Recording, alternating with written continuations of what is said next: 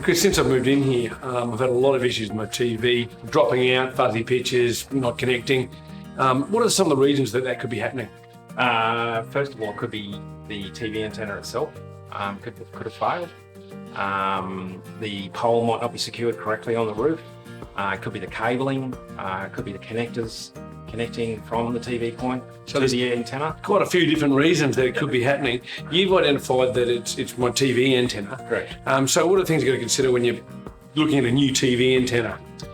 First of all, its location of the property itself, the location on the roof, the actual antenna itself, that you have the correct antenna.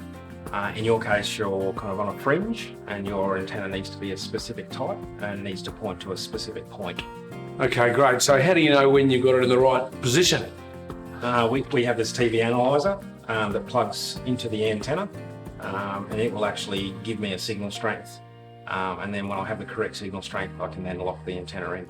Okay, brilliant, mate. Well, I'm looking forward to getting a clear TV picture again. Yes. I'll let you get back onto it. Awesome. Cheers, Thank you. mate.